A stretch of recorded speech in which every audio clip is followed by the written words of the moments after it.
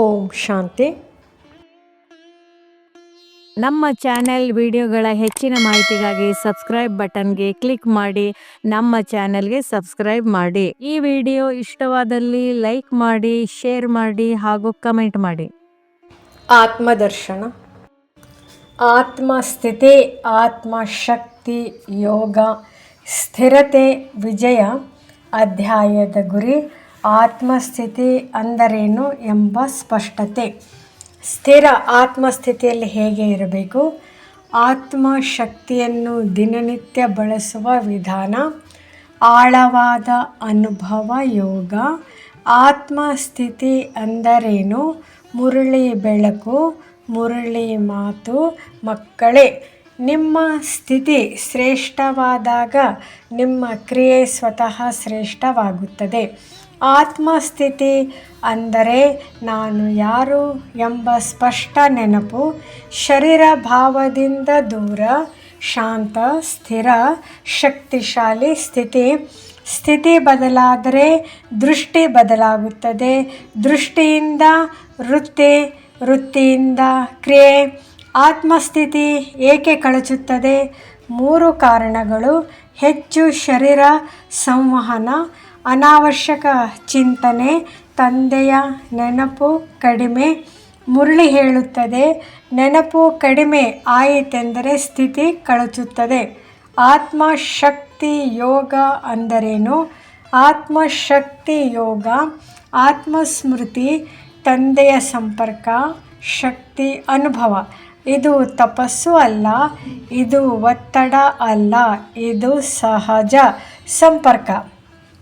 ಅನುಭವಾತ್ಮಕ ಯೋಗ ಆತ್ಮಸ್ಥಿತಿ, ಸ್ಥಿರತೆ, ಮೌನ ಸಿದ್ಧತೆ.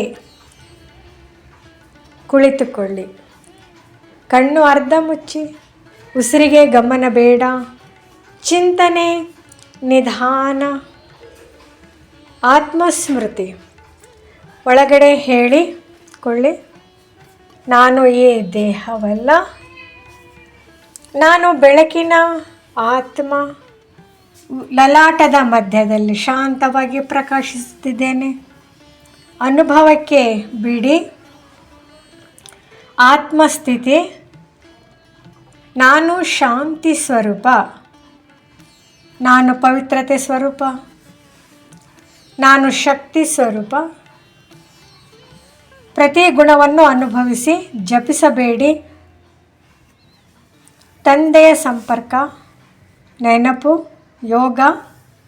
ನನ್ನ ಮುಂದೆ ಪರಮಾತ್ಮ ಶಿವ ತಂದೆ, ಅತಿ ಸೂಕ್ಷ್ಮ ಬೆಳಕಿನ ಬಿಂದು. ನನ್ನತ್ತ ಶಕ್ತಿಯ ದೃಷ್ಟಿ, ಭಾವನೆ, ತಂದೆ ನಾನು ನಿಮ್ಮ ಮಗು. ಆತ್ಮಶಕ್ತಿ ಸ್ವೀಕಾರ, ತಂದೆಯಿಂದ ಶಕ್ತಿಯ ಕಿರಣಗಳು ಆತ್ಮಕ್ಕೆ ತುಂಬುತ್ತಿವೆ. ಮನಸ್ಸು ಸ್ಥಿರ, ಸ್ಥಿತಿ ಬಲಿಷ್ಠ, ಪೂರ್ಣ ಮೌನ. ದಿನನಿತ್ಯ ಆತ್ಮಶಕ್ತಿ ಬಳಕೆ. ಕೆಲಸದ ಮಧ್ಯೆ 1 ನಿಮಿಷ ಆತ್ಮಸ್ಥಿತಿ. ಒತ್ತಡ ಬಂದಾಗ ತಂದೆಯ ನೆನಪು. ಮಾತನಾಡುವ ಮೊದಲು ಸ್ಥಿತಿ ಚೆಕ್ ಮಾಡಿಕೊಳ್ಳಿ. ಸ್ಥಿತಿ ಬದಲಾಗಿದ್ದರೆ ಪರಿಸ್ಥಿತಿ ಬದಲಾಗುತ್ತದೆ. ಸಾರ, ನಾನು ಸ್ಥಿತಿ ಅಲ್ಲ, ಪರಿಸ್ಥಿತಿ ನನ್ನ ಮುಂದೆ ನಿಂತಿದೆ. ಮುರಳಿ ಆಶೀರ್ವಾದ.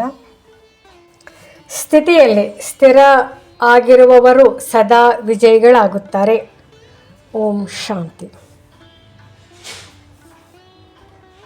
ಈ ವಿಡಿಯೋ ಇಷ್ಟವಾದಲ್ಲಿ ಹೆಚ್ಚಿನ ವಿಡಿಯೋಗಳ ಮಾಹಿತಿಗಾಗಿ ನಮ್ಮ ಚಾನೆಲ್ಗೆ ಸಬ್ಸ್ಕ್ರೈಬ್ ಮಾಡಿ.